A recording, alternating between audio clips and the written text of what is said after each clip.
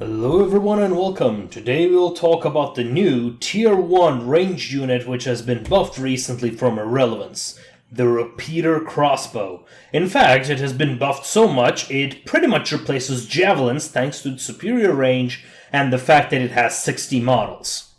The Repeater Crossbow unit is a fast-firing anti-infantry damage dealer. While it does not have the range of crossbow or bows, it has greater range than javelins by a lot, and can fire 6 bolts back to back, and thanks to the aforementioned buffs, which increased its armor penetration damage, it is now the de facto anti-infantry, anti-heavy infantry especially, range unit.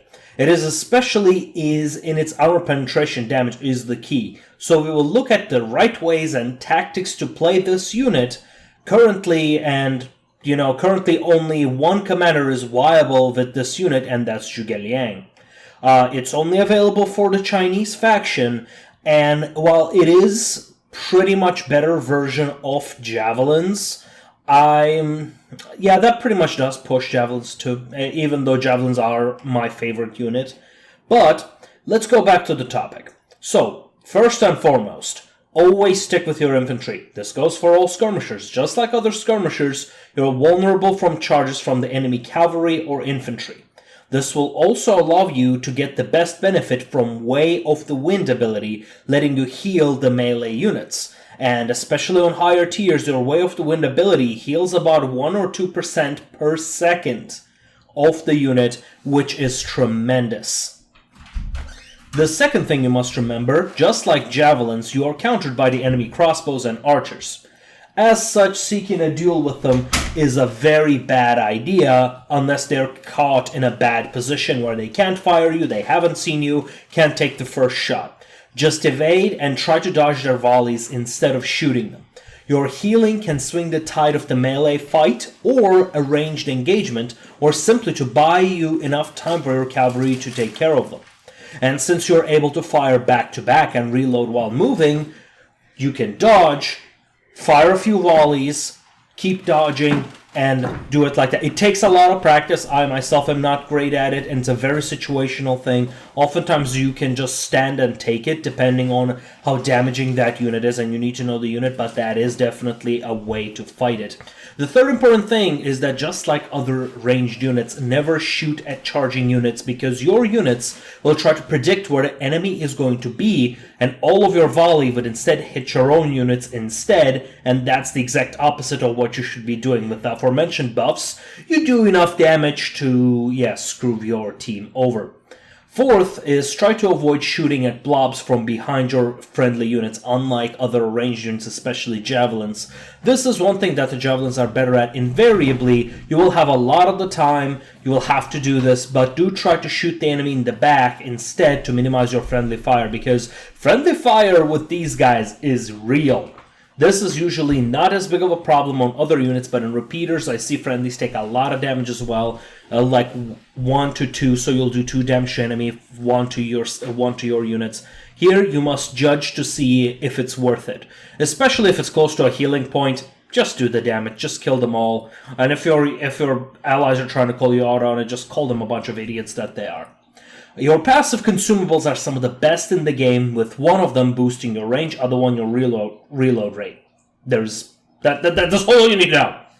There is not much that you can think about, except if the enemy has the mobility advantage, which is they have more multi-80 spears or cavalry. You can just replace the fire rate with caltrops. You should be able to kite the enemy infantry without it, but if you do not feel confident with kiting without the caltrops, then do go ahead and use it. But generally, I never really take it to random battles, but if in a tournament battle I know what my opponent has, so I might take it if they're going with a very mobile build. The rest of your kit depends on your tier, and on tier 6, which is the competitive tier currently, you get Sprint and Nature's Ally, which are both movement increasing abilities and should be obvious where to use them. Snipe ability on higher tiers is also self-explanatory, and offensive ability, very effective when dueling other ranged units. The important ability you will always have is Quick Reload. This will, as the name implies, will quickly reload your crossbows, and the best way I found to use it is right before your ammo is depleted. because this ability starts reloading immediately without interrupting the fire. So you will see your ammo count going down and then up while shooting more than 6 arrows at a time, more than 6 bolts at a time. This is an important advantage that can give you an edge in a lot of cases when you need to just machine gun down those cavalry, machine gun down those infantry that was caught out of position. When you're dueling with enemy range, it's just great. The rest of your kit is based on Zhuge Liang's abilities, which I'm going to explain next. So, let's talk about Zhuge Liang, who is my favorite character from the Romance of the Three Kingdoms. This guy is a complete badass. I just love this guy, and his abilities are at first glance, are not very good, but after you use them after a little bit and combined with the Repeater Crossbows or Crossbows, you realize it's quite good. It's not overpowered by any means, but it is really, really good. So let's talk about your abilities. Your first ability is the Way of the Wind, an area of effect healing ability that is short range. It helps in range duels, temporarily boost your speed on the unit that cast it, but also heals your allies in like a medium range, I would say. The healing does not stack, so make sure to use this one at a time for your melee fighters. This is one of the 2 abilities in the game that is able to heal, making Zhuge Liang ideal for long offensive campaigns, especially with your melee and everything. It's just really, really good ability. One bad thing about it is that it's upgraded in a very small margins, but all of those things add up. Master's Patience, perhaps the hardest to use ability in the game and may seem counterintuitive at first. When it first unlocks, it is quite counterintuitive, but this ability takes 10 seconds to reach its maximum capacity. It slows you down, which is really bad for range duels, but increases your damage and range. In general, this is your aggressive ability. This is your siege mode. If you do not see any threats that can challenge you, then go ahead and use it to boost your range and damage. This ability allows you to hard counter enemy javelins by boosting your already significant range and advantage. And this also lets you fight toe-to-toe with other more ranged units that should be countering you. Make sure to disable it if you're dodging arrows, however. It should be rare, but it is something that happens to support players. Sometimes you just have to dodge arrows to buy your team enough time to take out those archers, because your support abilities are still in play, so you're still contributing to your team, just not in terms of damage. Now, one other thing that I noticed, as you rank up this ability, the speed disadvantage goes down, and on tier 7, I believe it becomes a minus 20%, which is it's noticeable, but not a too significant disadvantage, so it becomes much better. Your ultimate is Sight of the Dragon, an ability that started off when Zhuge Liang was first released as very weak because of its very short duration, but now has been brought up to speed. Its effectiveness is very situational, and the fact that your unit is revealed may seem counterintuitive. But in the areas where enemies may be hiding in the bushes or elevated positions, this ability is a lifesaver.